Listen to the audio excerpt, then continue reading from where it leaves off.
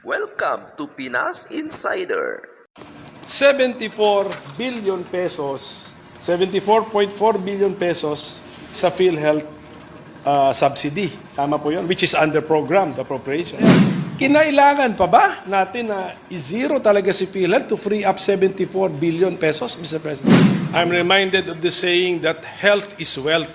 But I don't think, Mr. President, that we can use funds meant for health so that we will justify this, that we will generate wealth for the nation. Mr. President.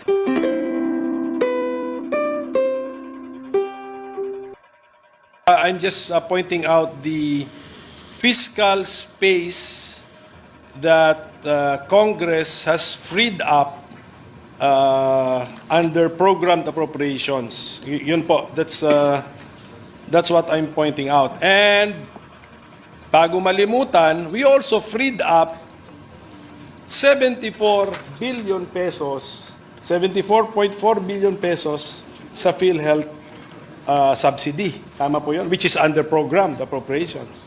Tama po? Yes, Mr. President. Why did we have to do that, Mr. President? Sa dami na ng... hindi pa tayo makakame up ng total amount of the fiscal space which we have freed up sa programmed appropriations because hindi natin alam yung how much of the 373 billion of new items under unprogrammed appropriations came from program. Hindi pa natin alam eh. But we will add to that the MPBF, we add to that the PGF na mga freed amounts plus the 74 of the PhilHealth. Kinailangan pa ba natin na i-zero talaga si PhilHealth to free up 74 billion pesos, Mr. President? I know, Mr. President, that's also the question of many. And I've thought about this long and hard. And there's no denying that PhilHealth has a savings amount of 600 billion, Mr. President. And that's also the reason why initially the administration thought of it as a way also to augment certain short fundings that we had, for example, for health workers, etc. Hindi natin maintindihan ba't hindi nila ginagamit yung pera na nandun na meron sila na nakaimbak sa isang, ewan ko kung anong klaseng account yan, savings account, na ang kinikita ay mas mababa pa kesa sa inflation. Mr. President, hindi pwedeng sisihin na nagkulang tayo sa pagbibigay sa kanila. Kasi nga ang daming ang pera na nandyan. Hindi nila pinamimigay ang pera dun sa mga nangangailangan at tinuturuan din natin sila ng leksyon. Kung bigay ka ng bigay, nandun lang yung pera, hindi naman nagagamit. Paano naman yung mga ibang programa rin ng gobyerno na nangangailangan din ng funding? Yun nga yung sinasabi ko, pag meron kang, syempre, di ba, sinasabi natin, 5 yung anak mo, lahat yan kailangan pantay-pantay na mabigyan mo. Totoo yun.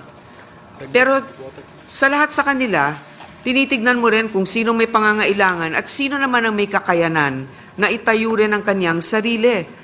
Yun din ang sinasabi natin, it's a leadership problem also in PhilHealth and it's a disbursement problem. Gaya nga ng sinabi ni Senator Cynthia, ang problema din sa PhilHealth, hindi rin natin alam kung ano ba talaga yung mga benepisyo natin. Wala tayong card na nagsasabi hanggang dito o ganyan ang maibibigay sa'yo, ang tagal-tagal ng approval minsan, hindi alam ng ating mga kababayan kung paano sila comply dun sa mga requirements. So ito yung mga nagiging issue. Hindi sila kulang sa pera. At alam ko yung iba talagang pinagdidiinan nito. Pero 600 billion ang meron sila.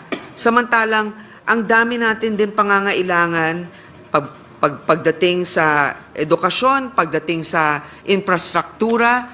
Alam mo, maganda talagang magbigay ng social protection.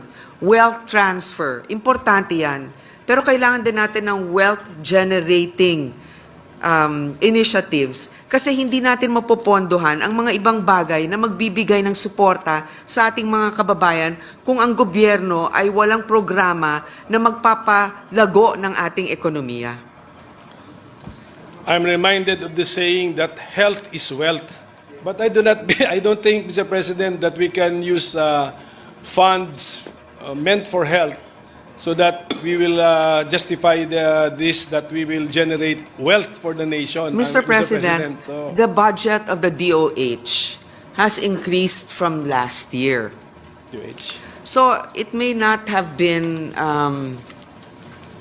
an item, for example, in particular for PhilHealth. Pero,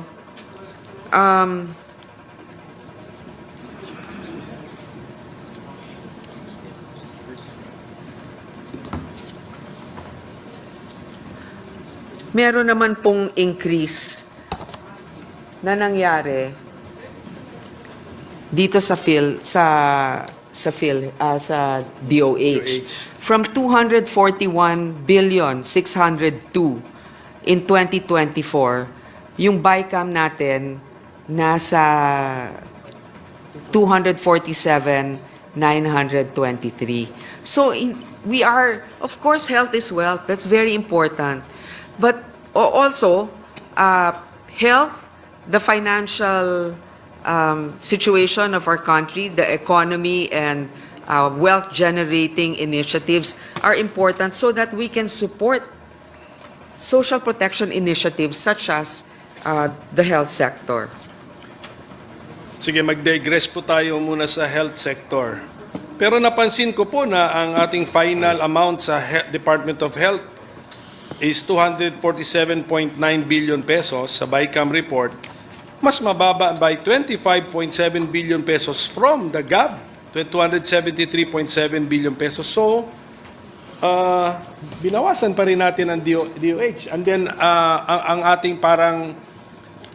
ating pampalubag-loob lang ay yung level, nung binawasan na, yung ending amount is still higher than the 2024 GAE amount. Yes, Mr. President. But why did we reduce it, Mr. President, by 25.7 billion pesos, which is a very significant amount also, Mr. President? Well, Mr. President, there are certain agencies that we also supported. Like, for example, the Department of Agrarian Reform. We had given them an increase for their budget. We also had given the state universities and colleges an increase in their budget. The DICT, we've also given them an increase. The Department of National Defense also has an increase. So, Mr. President, if possible, we would like to increase all. But then also because of the substantial budget allocation of other departments, we also made sure that departments that are also crucial have a respectable amount that they can operate with. So, pwede ba nating masabi na itong 74.4 billion pesos ng PhilHealth na ziniro natin ay binigay sa ibang mga ahensya ng gobyerno na sa tingin natin ng ating committee na mas nangangailangan o mas deserving ng amount, at masasabi ba natin na hindi directly health-related yung napuntahan ng 74.4 billion pesos na yon, Mr. President? Mr. President, hindi sa masasabi nating more deserving, more in need, perhaps. Yes. And then also, yes, I think I know where your next question will lead to. But yes, I think transparently you can look that if you look at the increase in some appropriations, they're not health-related. Yes, they're not health-related.